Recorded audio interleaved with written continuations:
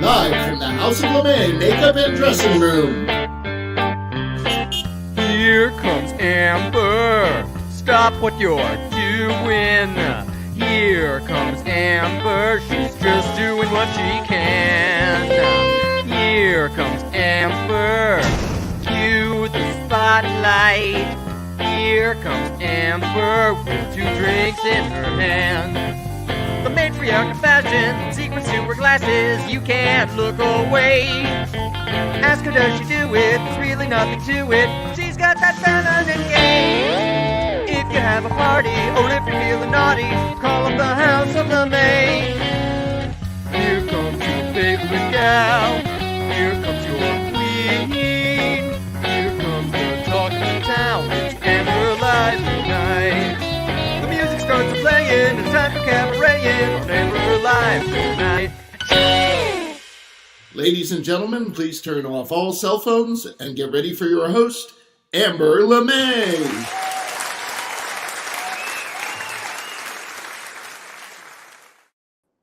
Good evening, everyone, and welcome to the 96th edition of Amber Live. Yes, but first, you know what you want to do? You want to like, share, and subscribe. All right, get that word out there. Let's share some Amber Live love tonight. All right, but before we get started, we've got some headlines to tell you about.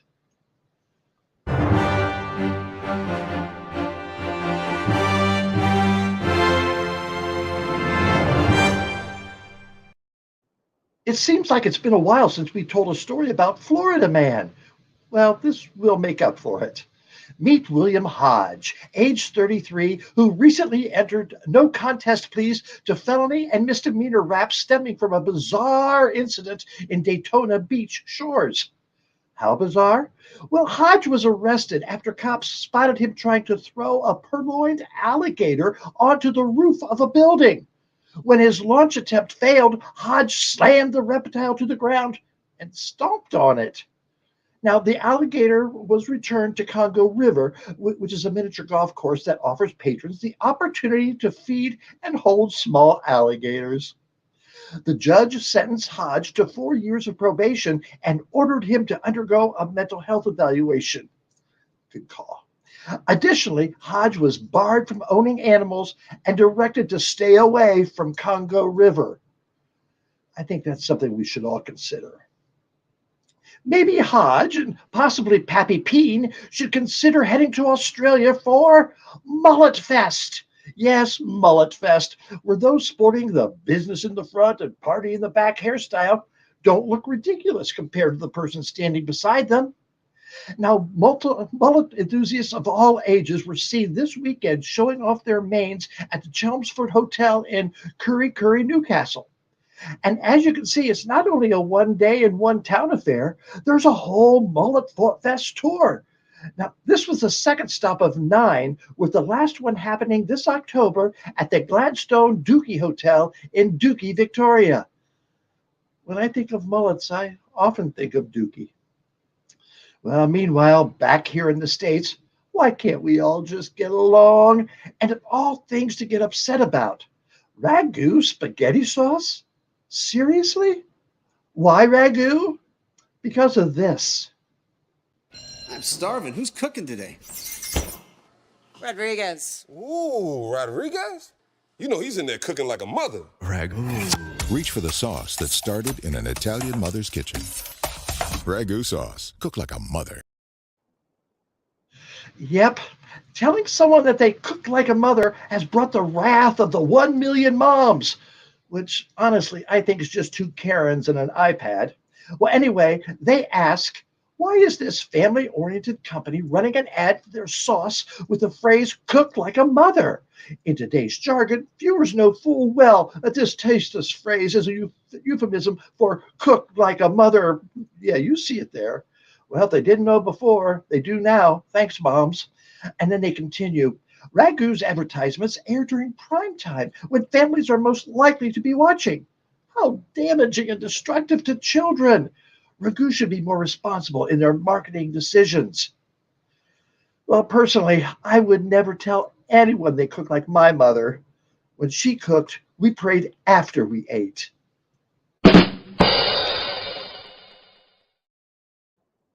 And that's this week's headlines.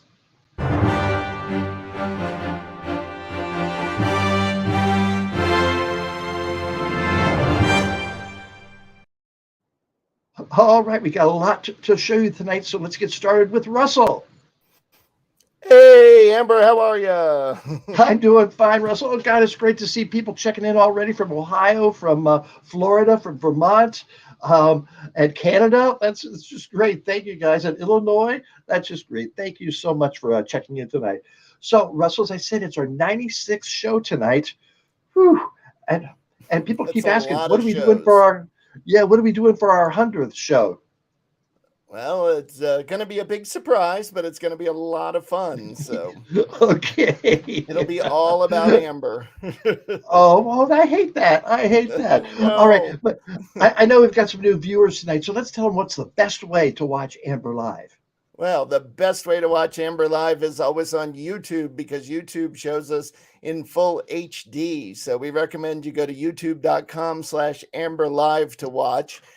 And then I want to remind people that we also have other channels for times when the show isn't on. You can go to TikTok, you can go to Instagram, you can go to our website. There's Amber Live material all over the place. So go check it out. And it's different in every place. So it's a lot of fun. And we love your comments, we love your feedback. So get out there. Larry. I saw that, Larry. Yes, I see. Tennessee has been added to our list too. All right, so yeah, we talk about Amber Chat every Wednesday. We get together for about an hour, and you see some in the comments there, people talking about the Amber's crew, and that's what they become, a small family on Wednesday night. And there's people from all over the world that chime in what we had for dinner, what we're watching on TV, whatever's in the news. We do a nice talking session with that. So check in Yes. on Wednesday night. And Russell, what do you want to talk about now? The bustiers. And I do want to put out a special thanks to all our bustiers, our super bustiers, our regular bustiers. And we grabbed a new one this week from our dear friend Judith Alexander. Thank you very much for helping us out. And the bustiers are the people that keep us going and growing and keep the lights on in Amber's basement. So if you'd like to support Amber Live, you can go to Venmo @RJD Pro and you send us a tip or support in any way, shape, or form that you like or amount. Or you can go to amberlive.tv and look for the Support Amber Live button. And that's where we take credit cards if you want to send your support in by a credit card. And we have some great gifts for you. If you donate $25 or more, you'll get a sticker with our logo. For $100 or more, you'll get a sticker and a magnet with the logo. And for $200 or more, you'll get a sticker, a magnet, and a mug. And again, that's at Venmo @RJD Pro, or if you go to the amberlive.tv website, you can look for the Support Amber Live button, and we can take a credit card there. And the mugs are fantastic.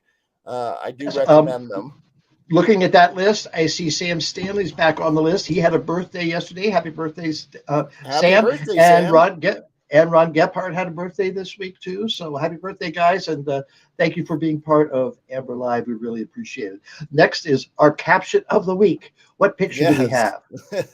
We have this picture this week. If you've got a funny caption for that picture, send it into the comments, label it as a caption, and later on towards the end of the show, we'll bring those up and Jack will show them off and we'll get a good giggle out of the funniest ones. So that's our caption this picture this week.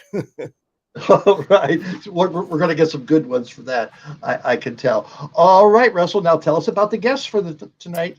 We have some great guests tonight that are just two very accomplished actors. We have Joanna Bonaro and Robert Funaro, both of whom have been part of the Sopranos family, and we're building our connection to the Sopranos. We had Maureen Van Zant on here a few weeks ago, and now we have these two accomplished actors tonight.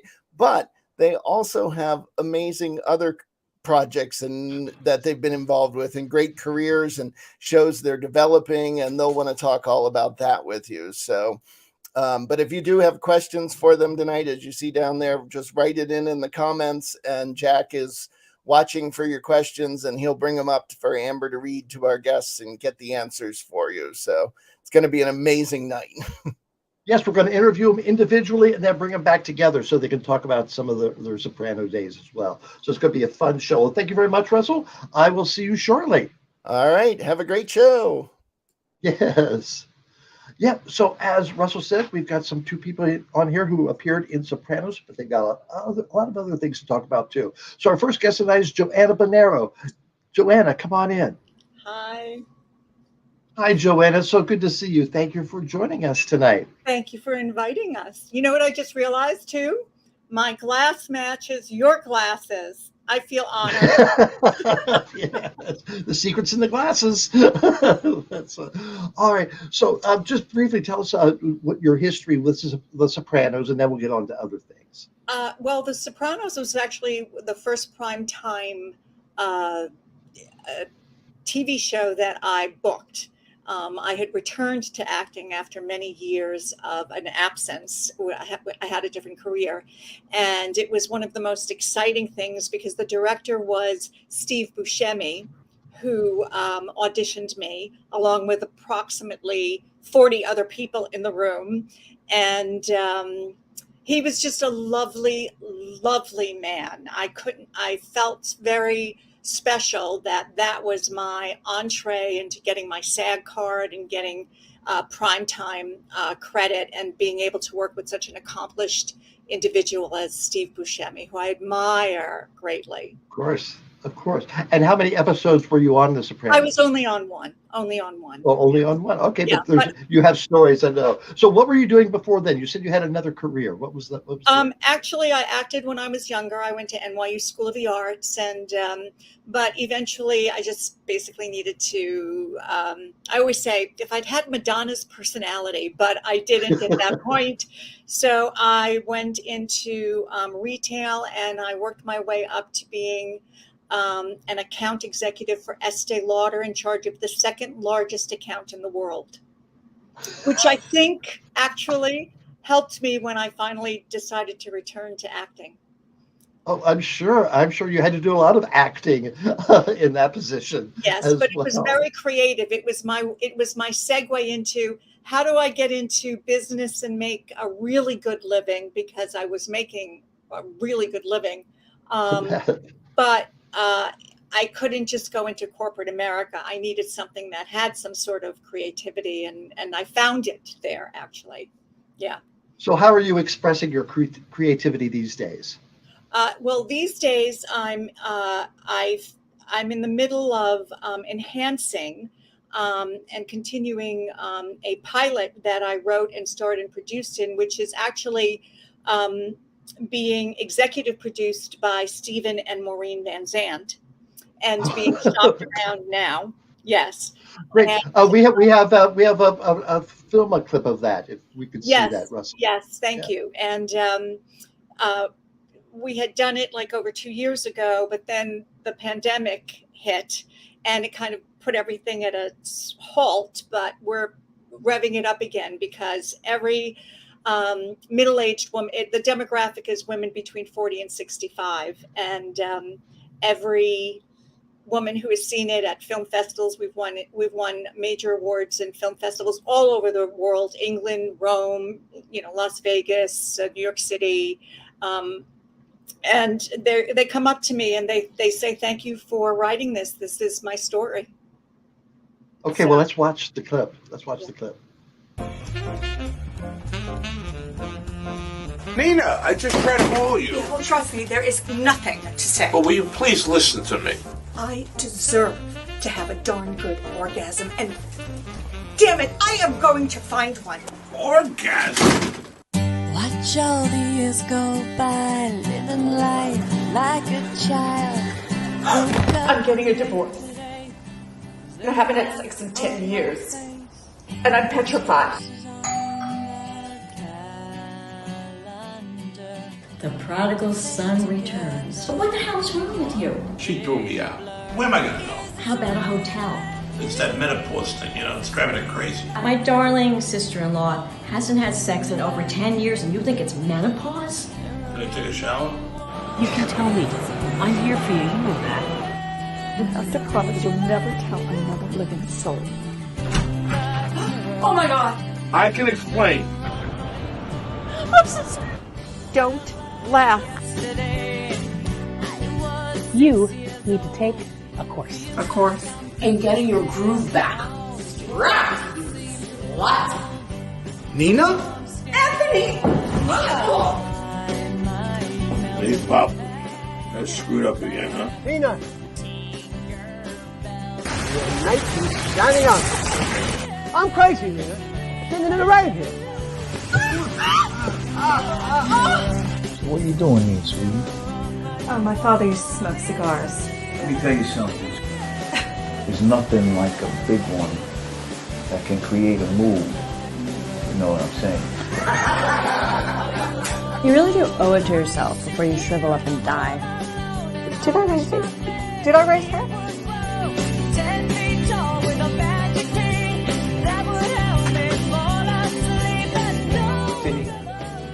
To Nina. Toasting a divorce.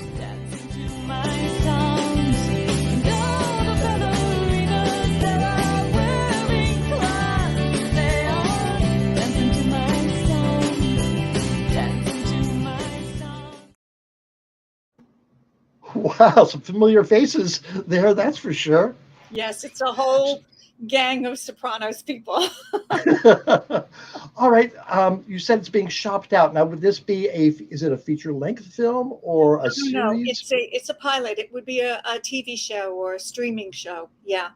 I've already written season 1 and season 2, so which I'm sure would be modified, if it's picked up, but it's done. So well, how exciting, how exciting. Well, we'll talk more about that later on. Thank you so much, Joanna, for joining us tonight, and we'll bring you back with Robert later on. Thank you. All right. People said, where's Rusty been?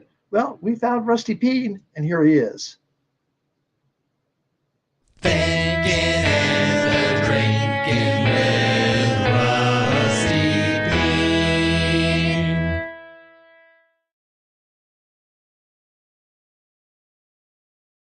So, Rusty, do you have any dreams?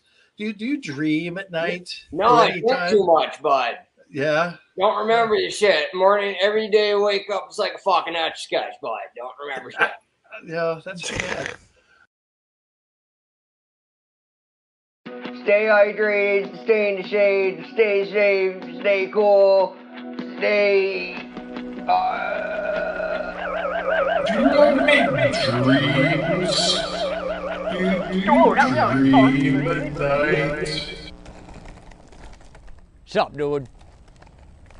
This here's Rusty Peen from the Beaver Pond Guns and Tackle Society, former president of the Beaver Pond Guns and Tackle Society, and their mission is to arm more drag queens because a loaded drag queen is a safe drag queen.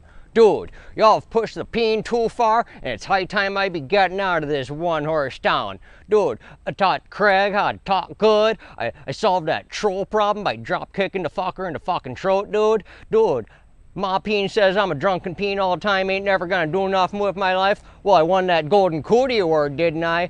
Dude, it's time that I sell my gun, quit being the president, and get out of town. I'm going to New York and seeing Russell and Jock and making it in a big city. Kiss my ass, fucking dirtmouth college.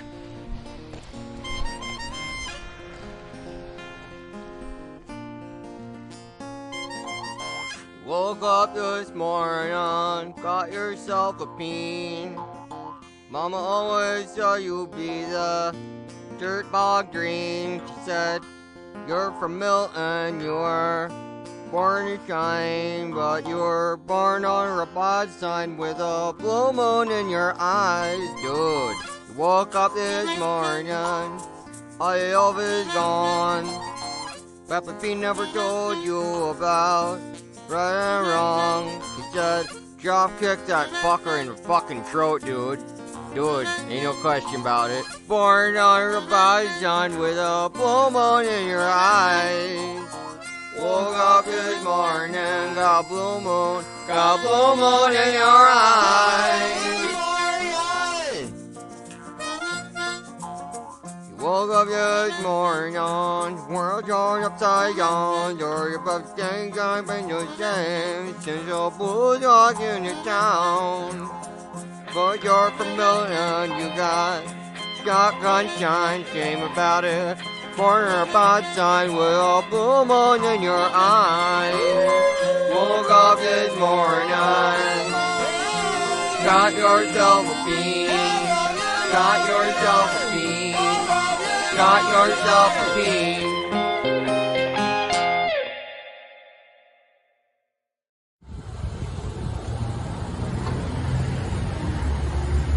Hey, Rusty! We're here!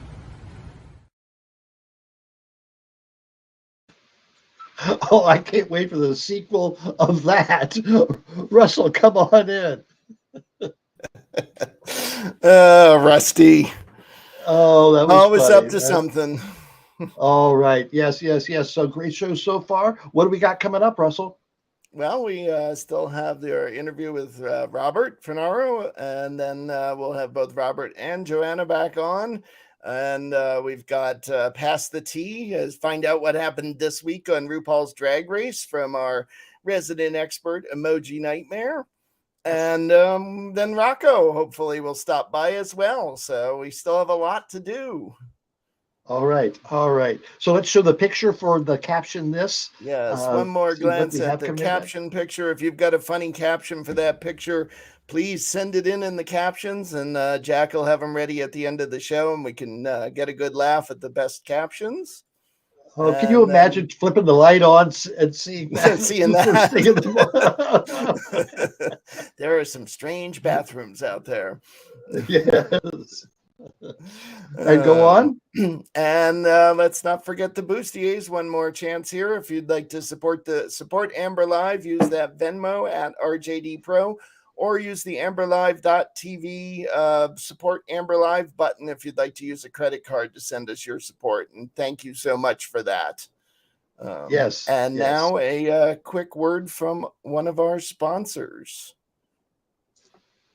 What's up, bud? This is Rusty Bean here. Dude, have you checked out the Amber Live merch shop lately? Dude, I'm here to tell you, you should. Because you can see me, Rusty Bean, on the side of a mug. You can get Rusty Bean thinking and drinking so that you can do some of your best thinking when you've been drinking. Dude, you know what this calls for? Shot a fireball. Shot a fireball.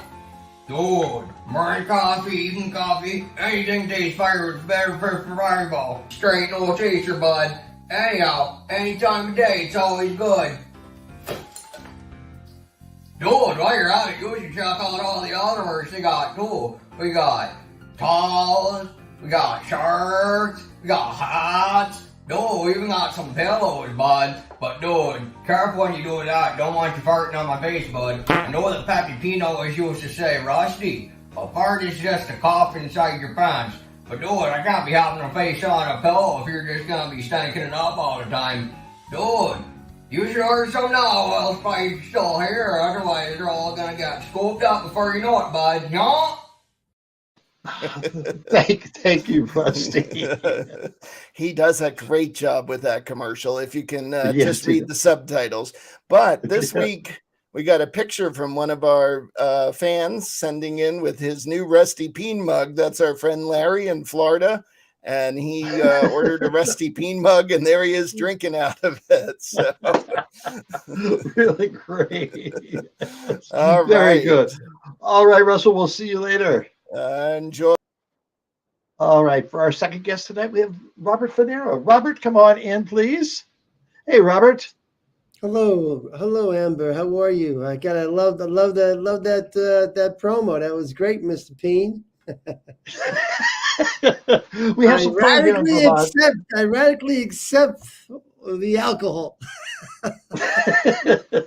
Well, good. I know he'll appreciate that. He'll appreciate that. So, how old were you when you were in The Sopranos? Oh, I don't mean to age you, or yeah, I was about. I was in my 32. I think I started okay. at about 30. Were you acting? Were you acting before then? Yes, I had done some theater, mostly theater. I really never worked professionally on television or film. I might have done some small, like little shorts, but I was, I did a play with James Gandolfini years prior called Streetcar Named Desire. Oh my! And we toured Scandinavia with Streetcar, and we had a really heck of a time. And then when I came back, and we all came back really, and James went to LA and he started working his career, and life kind of got in the way. I married a Norwegian lady and had a child, and I started working at Madison Square Garden. I put my dreams, on hold. I never thought I would go back to acting. And what happened was at the Garden, I had to leave the Garden, and then a friend of mine suggested I work at Caroline's Comedy Club as a doorman. Bouncer, and I worked there for 8 years. And that same friend went up to James at a party and said, hey, if I was you, I'd get a second. This is after the second season, like before the beginning of season 3.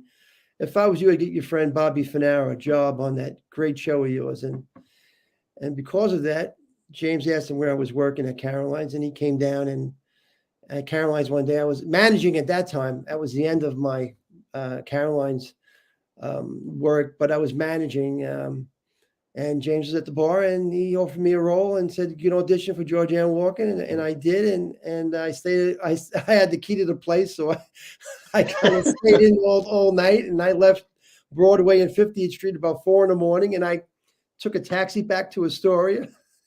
So I prepared myself for the following day, and I got a part on The Sopranos, and there you go. That's what I was doing before, really, not really acting. So, but fascinating. So after Sopranos, what did you do?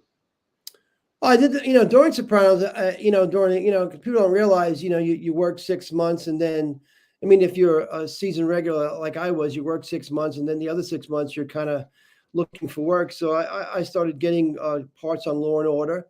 And they started coming in, and I got a part in a film, some films. I got cut out of a film with Jimmy Fallon. I forgot the name of it. You want to forget the ones you get cut out of, But I started working, professionally in TV, and I did David Chase's Not Fade Away, which wasn't a critical success, but it was kind of the self-autobiography of his life and how he got into television and how he was as a young man. So I started working in TV, Amber, and I did some films. Don't ask, I turned 62. I can't remember anything.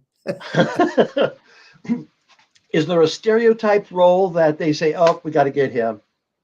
Or unfortunately, for us Italians, your last name, you don't get a lot of roles that end in a consonant. They usually end in a vowel. And then when you do get a role that ends in a consonant, they change your last name to a vowel.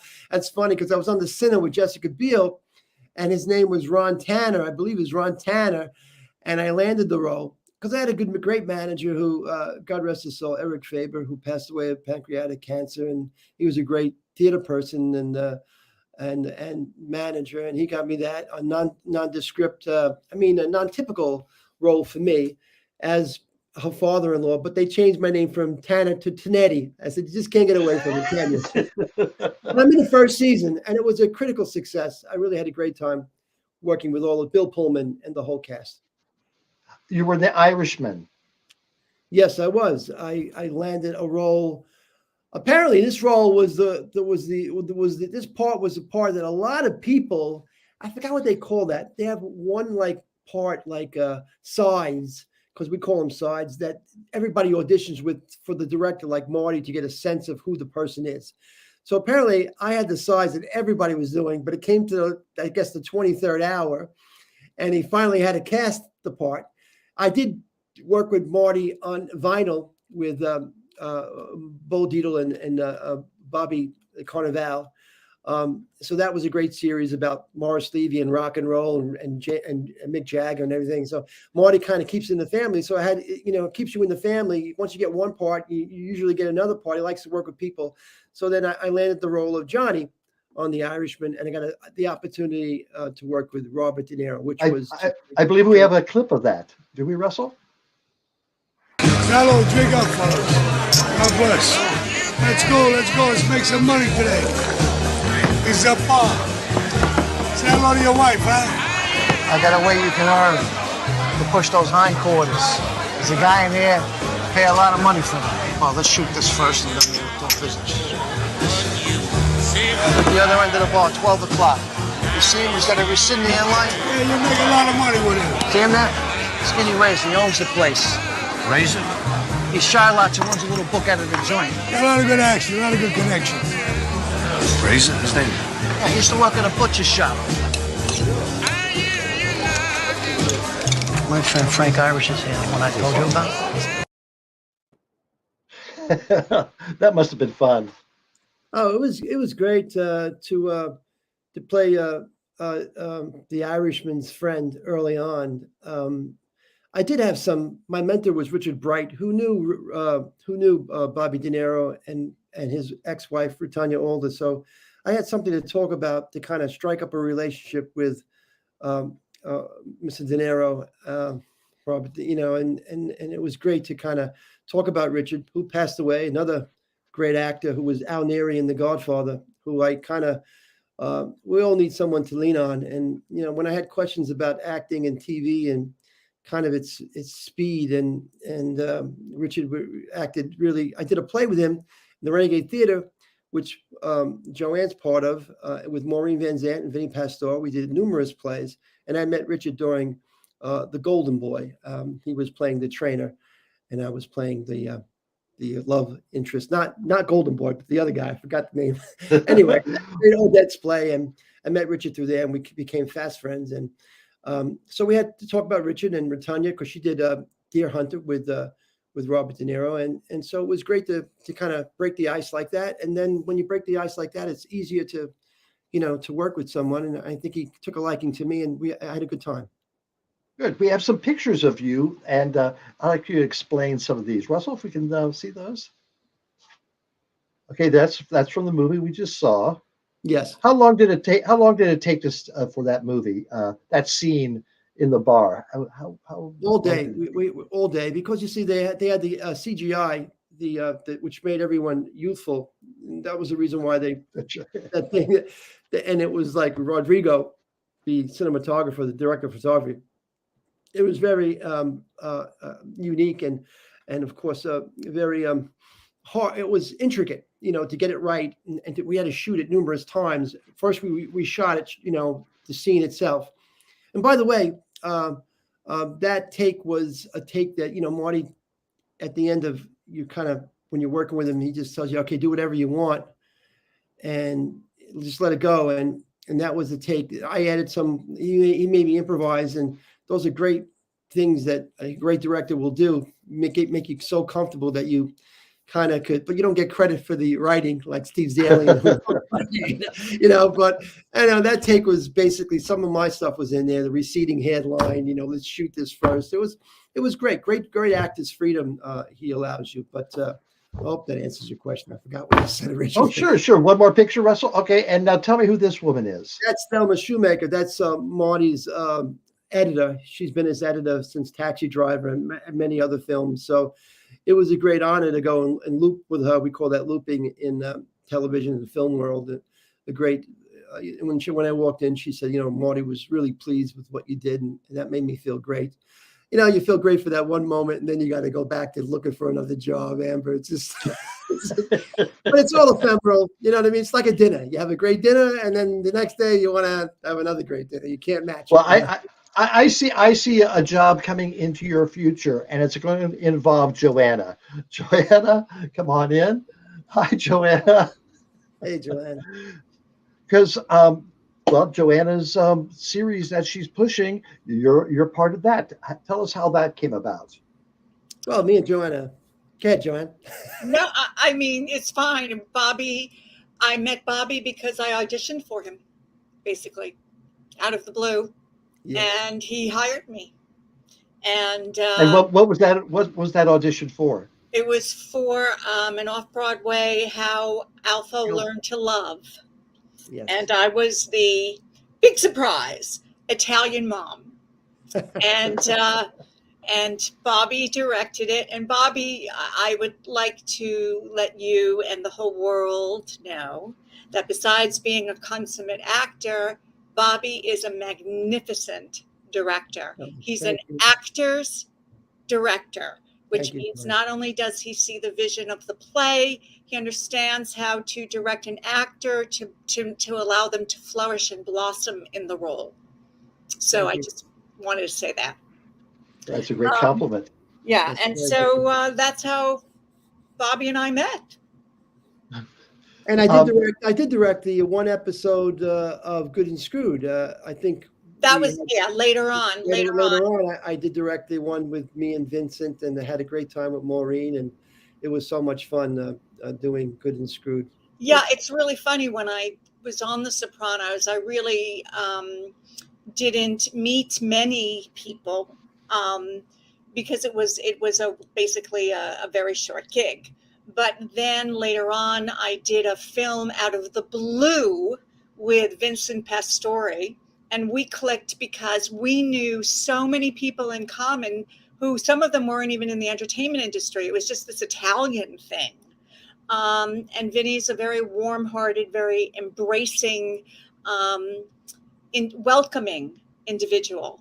And so we became friends, and then I was invited to be part of Renegade Theater, which Bobby was already a part of. I had seen some Renegade productions when I wasn't even asked to be a member, and I was always impressed.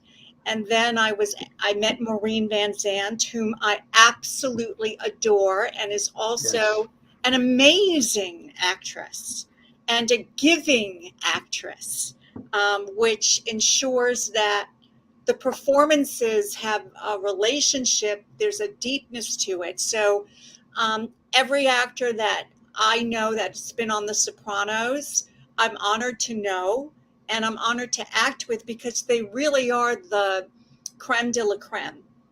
I really, I believe that, and I'm not being obsequious or anything. I can be quite critical, but that's my objective opinion and my experience.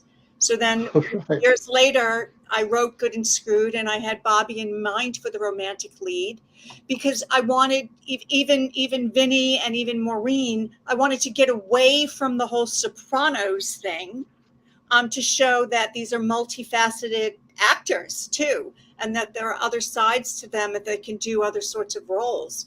And the opposite for Bobby, who's a very imposing figure, would be a romantic lead, because he has a very soft side that like nobody ever sees. So even though I yell at him and we fight like brother and sister all the time, but that's how that kind of came about with Good and Screwed. Well, Bobby, someone says, "Hey, Robert, your character's death on Sopranos was the hardest to watch in the whole series. It's very long take. How did you guys pull that off? Also, was that you or a stunt double performing that scene?" That was me, hanging there. I think it's one of the longest hang scenes. And someone was telling me in television, it's usually the hang and then they cut away, but he hung me. I think David wanted to make it a little bit more poignant, and I did such a great job with my hanging scene. But yeah, we rehearsed that at the BADA BING in Lodi, Satin Dolls in Jersey, on Route 17. in New Jersey, and they made a tent outside the strip club where we would do the Bada Bing, and everybody was curious what was going on behind this circular tent in the parking lot. And me and Pete Picosi, the great stunt coordinator, Sopranos, we were rehearsing and we were trying harnesses. You know, of course, he wanted to make me comfortable hanging it. Nothing goes around your neck. It's just a prop rope, but you got to be secure with the harness. So finally, he shipped one from California. It came in the day of the shoot, and it took one take. Really, didn't do a couple of takes. So it was in one take, and I did it. And can't say it was fun, but it was very emotional. And I mean, you don't have to do too much acting when you're just about to, kind of commit suicide. It's a sad state of affairs, and I think people can empathize with it. Some people have called me up sometimes saying thank you for that because it made me think of twice, suicide prevention and stuff like that. So it was. I think it was really important for some people to see. I know. Now, Robert, you were praised as being a great theatrical director. Are you doing anything now in the theater? Yes, I'm working on a few projects. One I'm really very excited about called Metropolitan Miracles. It's an Italian play. It takes place in Italy, but I think it's really an allegory for here in America because there's so many intrinsic problems in Italy. Let's say immigration and sewage and unrest and the pandemic, of course. But this play is not about the pandemic, but it is a metaphor for the pandemic. I asked Joanna to play my wife. I'm thinking more about directing it now and getting someone to play her husband because this is such a very long 80-page play, but it has so much involved in it. What happens is the premise is the sewage is overflowing in the streets of Italy, and everybody's forced to live in their homes and to change their work, which we did in the pandemic. Everyone started doing the virtual, like you have your show here. And I was telling Russell about this. Some people became quite unearthed by, kind of weak by it. Other people became very strong. They developed themselves, the things they never knew they can do. So I'm a Michelin chef. One of the main characters is a Michelin chef, and he's reduced to having to work for his wife, who's prospering doing gluten-free food for gluten-free people. And she creates this business, and he was a Michelin chef. Now he's working for her. There's so many subplots. The young man, the boy who plays these video games, and just great lines. And one of the great lines I'll share with you, I just wrote it down. One of the people say, "Thank God we can't see the future, otherwise we'd never get out of bed." I just love that line. I love that line. Anyway, it's called Metropolitan Miracles, and I hope, with the help of the Italian Society, Valerie Arani and Gabriele De Luca, who's a writer, I get a chance to produce it here in America. Of course, I'm waiting for the whole thing to kind of ease up and then maybe get some people who I have lined up to produce it maybe off Broadway. But it's really a vital play because plays are really, Amber, about language. And language is dangerous, and it could be very effective in, changing things and making people realize how they are to live. That ancient Greek question. Joanna, your scene with Junior Soprano was classic, devastating, and hilarious at the same time. Was that a fun scene to do? It was very fun. I had to cry hysterically, and it took 13 takes because it was a hot day and the wires were melting. So we did like 12 takes, and Steve Buscemi came up to me and he said, "How are you doing?" And the makeup artist came on and said, "Do you want fake tears?" And I was like, no, I mean, this is my job. I can cry. And I just said to Steve, "Give me a minute in the corner." So I went off privately in the corner and I did my homework and came back on. And then 13th take was the charm. And nobody ever recognizes me because I have like things coming out of my nose and black and everyone always says, "Oh, you're actually more attractive in person." I'm like, "Yeah, well, look what I look like," so it was fun. And then Steve and I had a whole conversation about meatballs and lasagna afterwards. So, you know, if you end the day that way, how can you lose, right? Oh, I think we have a mutual admiration society going here. Rusty Peen says to Robert, I hope you do some of your best thinking when you've been drinking. Let's do a shot of Fireball, dude. Oh, please video that. This is, had to ask this one. Thank you, Dwayne Scott Sioni. What are Robert and Joanna's interpretation of the controversial final scene in Sopranos? Joanna, maybe you want to explain. Oh, no, I was going to lob that to you. You're the one who had the big role. Well, I think that, since you lobbed it to me, I think Peter Bogdanovich, another great actor, director, Elliot, on the show, I think he explained his interpretation of it was, I think, really, it rang true for me, because I think it was more or less people always want an end, and sometimes life doesn't have that final ending, big crescendo like an opera. You know, vincero, I will win. You know, it's more open ended, more like Cassavetes films, John Cassavetes films. I mean, or you know, because it's it's your own interpretation. I think he said it was a cross section of America with the Boy Scouts, with the rapper guy, with the African American cat, and the members only jacket. That it basically is a continuation of what we're going through. It hasn't really changed. I mean, from back in the day, the Cosa Nostra, and all these dangers and all these great things like the onion rings that, you know, and the whole thing it's a continual thing. It just continues. So I think his interpretation of it was that for everyone to get whatever they wanted. I mean, people wanted to see blood and guts and everything, but that life is truly not like that. I mean, if you look at John Gotti, he just went to jail. It was uneventful. I mean, of course, John Castellano's end and many other wise guys' ends ended in a hit or a whack, you might say. But a lot of times people go on witness protection, and we could have had another series about that. But James is 20 years in, and he was like, he wanted to, I think he wanted to move on too, so he can do Broadway, which he did Caveman, a terrific show. Yeah.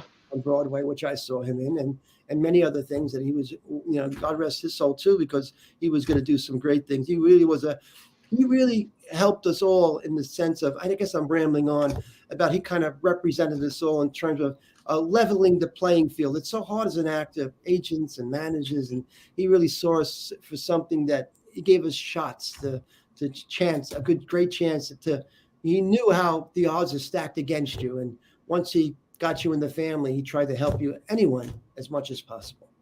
That's so nice to hear when we see someone big like this. What are they really like? We see the facade, but what are they really like? Well, Robert, thank you so much for coming on tonight. Joanna, thank you so much. Good luck on your play. Good luck on your series. If you need a character, if you need an old drag queen character. No. I'm available. You might have guessed it. All right. Well, thank you so much. I'm easy. Thank you, guys. Thank you, Amber. Thank you, Joanna. And thank you, Russell. Namaste. Yes. All right. Thank you. And Brad for introducing us. Yes. Yeah. All right, that's fun. You never know where conversations are going to go. Thank you so much for writing your comments in too. That was really helpful. All right, so it's time to find out what happened on this week's RuPaul's Drag Race. Let's hear it from Emoji. Girl, that's hot. All right. Hi there, it's Emoji Nightmare, and we are on episode, I think, 8 of RuPaul's Drag Race Season 14. And we still have 9 queens left. We begin the episode with Jasmine thinking that she should have been in the top the last episode, and how Daya didn't deserve it. So this is a storyline that we're gonna see throughout the episode. It's a carryover. It's Daya versus Jasmine, and they just cannot get over themselves.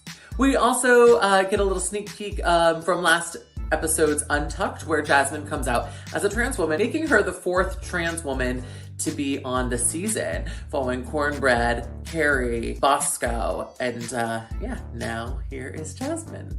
And for the mini challenge, it is the reading challenge. Reading is what? Fundamental. And so the queens take turns putting on the shade. And I think Lady Camden does a really good job, as does Bosco. And Rue agrees, giving the win to Bosco. The girls find out that the Maxi Challenge this week will be their take on retro girl groups. They will split into teams of 3. And so the teams will be the Shangri-Las, the Runettes, and the Rue Creams. As the queens are preparing, we kind of get to see where folks are at. Jasmine, tone deaf, cannot carry a note, and that's coming from me. Deja says she has no singing experience, but then when she opens her mouth, it's actually pretty decent. Bosco, Daya, and Willow are on a team together. I believe that the Shangri-Las, they are fantastic. Not only can they all kind of sing, but they've got rhythm, they're dancing, they're remembering the moves, they're remembering the lyrics, and this is going really well. Daya's using kind of a really character voice, which is kind of annoying, but I think actually for this challenge was really smart. Deja Sky really takes control of the dancing for her team. Carrie Colby and Angeria are not strong dancers, so their teammate Lady Camden sort of helps them with the choreo. But by doing so, Camden sort of dumbs it down. They do this wave thing with it's all hands, which is not a terrible idea. I'm known to be terrible at choreo. And so for me, hands are great, but this doesn't really allow you to do much. So I think they could have been a little bit more creative and honestly push themselves to do a little bit better with the dancing. As they prepare for the runway, which the category is Heart On, the girls discuss what girl groups inspired them. So for some, it was SWV, others Destiny's Child, and we kind of get this moment where we learn that Carrie couldn't actually be her authentic self and like the music she wanted to like because of her religious upbringing. Yet again, Daya and Jasmine get into it because Daya has to bring up one of Jasmine's reads about her having 2 faces. And so the two of them kind of bicker. And, honestly, Daya admits to saying some of the things that Jasmine calls her out on. And I think that takes a lot. I think also it's wise to just own up to it because there are cameras on you and they're going to roll back the footage. So you might as well just come clean. We learn that the special guest judge is Alec Mapa, which, by the way, secret exclusive, he may or may not be joining us this year at Pride Vermont.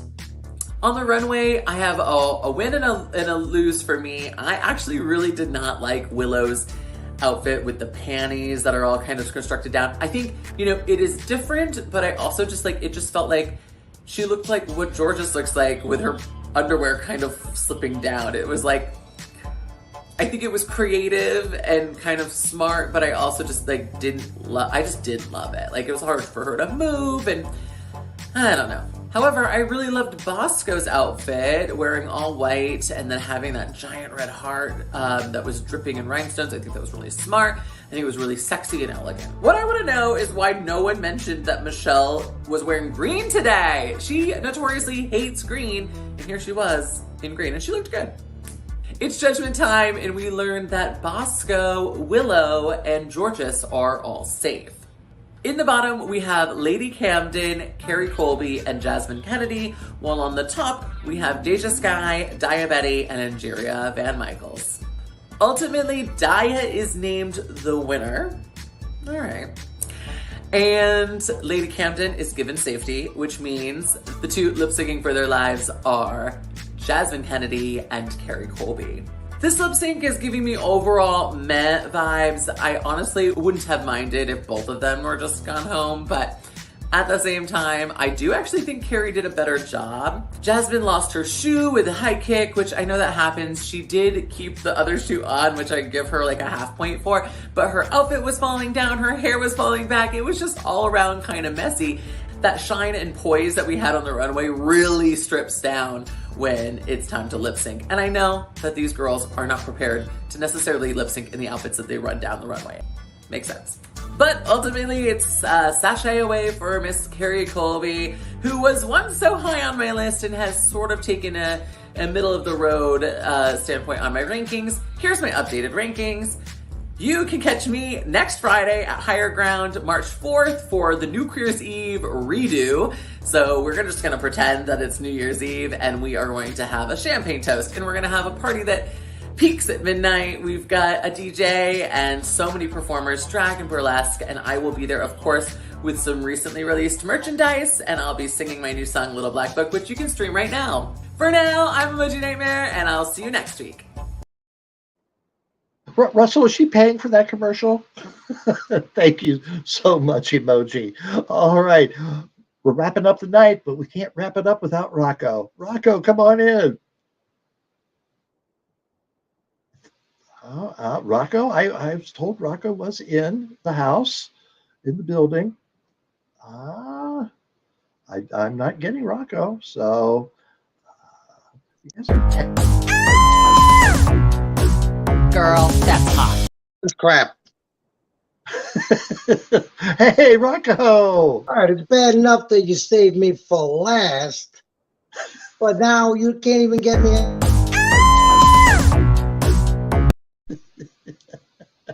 Someone's screaming at you, Rocco. I don't know. What the hell's going on here? I don't know.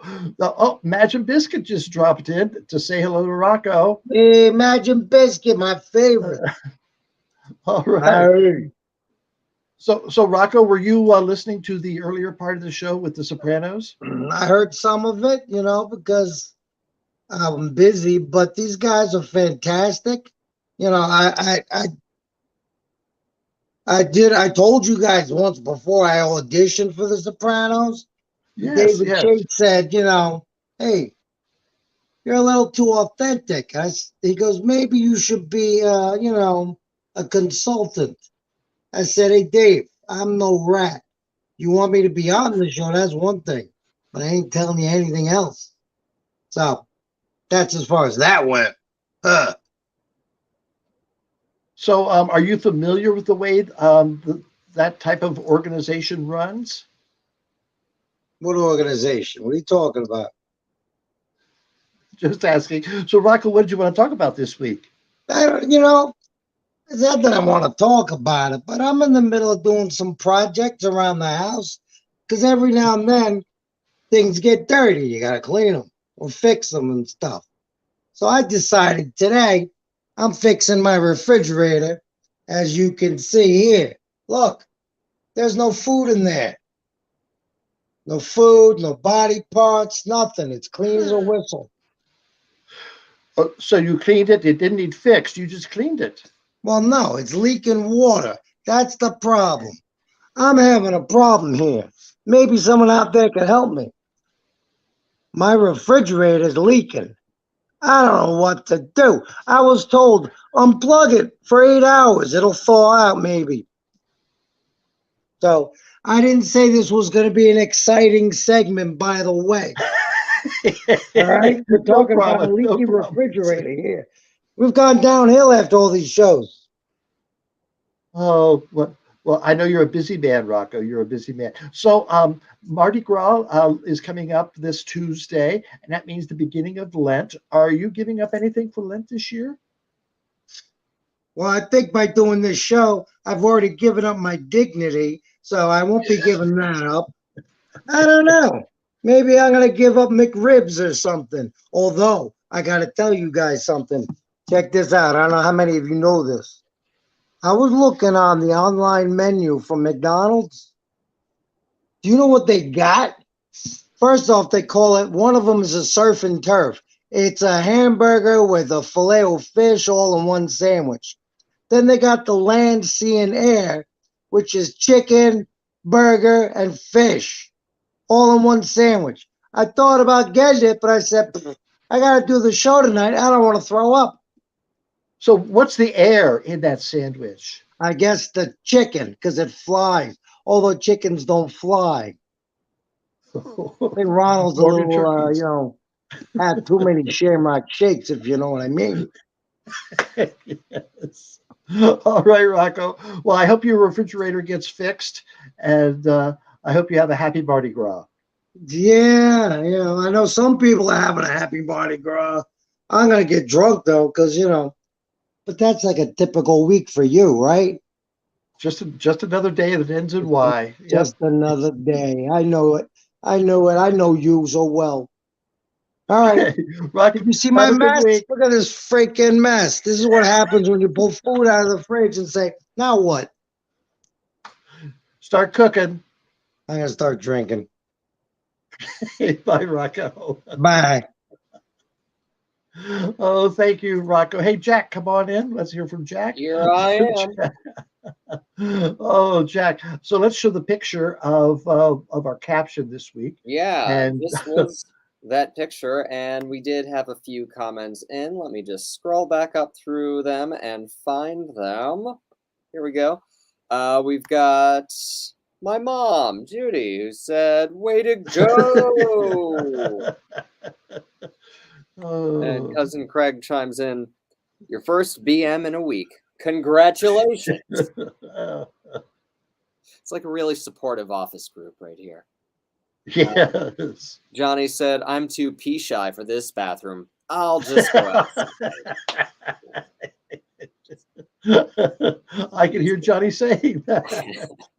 And I got one more. It's from Gary, who said, "People, are you tired of waiting in long lines to go to the bathroom at various events? Well, now you don't have to wait. You can take the new portable rusty peeing toilet with you wherever you go."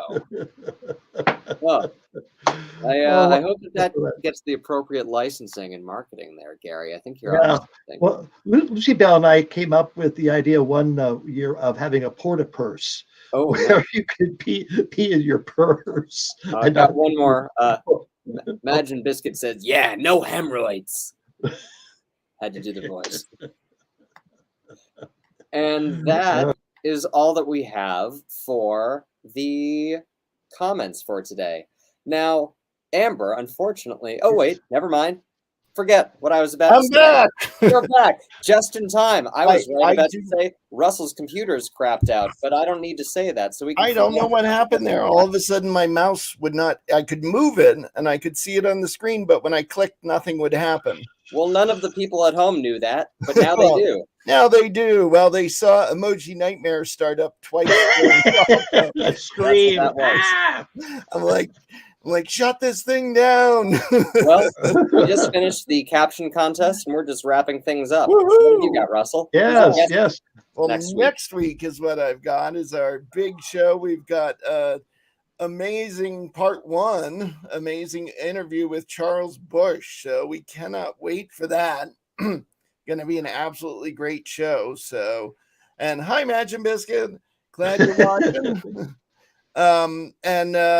We had a fantastic time, Amber and I, doing an interview with Charles Bush, and we thought it'd be like half hour, 40 minutes, and he talked for 2 hours. So we're splitting it into 2 episodes, and it's so long there may even be parts of it that I just have to cut because it's just too much, but it's fantastic. So that's one of my favorite stories was I asked him if he had done much TV, and he said recently that he had sent in a tape to the amazing Marvelous Mrs. Maisel, and they asked him to send a tape. They were looking for an old snooty gay, and so they asked him, and he didn't get the part, but he found out that John Waters got the part, and he said, and that just so happens a couple months later, I'm looking out my window and I see a crew shooting a scene down there. I'm looking. Oh, it looks like Marvelous Mrs. Maisel. Well, there's John Waters. John Waters, they were shooting the scene right outside his window. And I watched that episode today. It's in this week's Marvelous Mrs. Maisel. It's John Waters, just for a minute or two, but it's there's a crazy turn of events. Yeah, it was very funny, and the way Charles told it was very funny. Okay, all right, and so that's going to be the next 2 weeks. But we've got some new pieces, other new pieces inside. We got some Peens. We'll have Rocco. We'll have Pass the Tea. Dwayne's got Tierney in your attic. Yes, he got up in my attic again. Yes, he's up poking around in your attic, and he does a fantastic job with some movie posters, but I won't say too much. No. So you'll want to tune in next week for episode 97 of Amber Live. So thank you very much, Jack. Thank you, Russell. Thank you. We'll Thanks, see you Amber. soon. Yes. All right. So thank you very much for watching tonight. I hope we were a little distraction from what's going on in the world. But let's keep this thing together for all of us. All right. Thank you very much. Have a good evening. Bye-bye. Shug, is that two-person video stuff still going on? What are you talking about? You know, co-video. The disease that makes us watch Amber Live together every week. Bug, you're confused. Were you sniffing your markers again? I will sniff anything to get me through this show.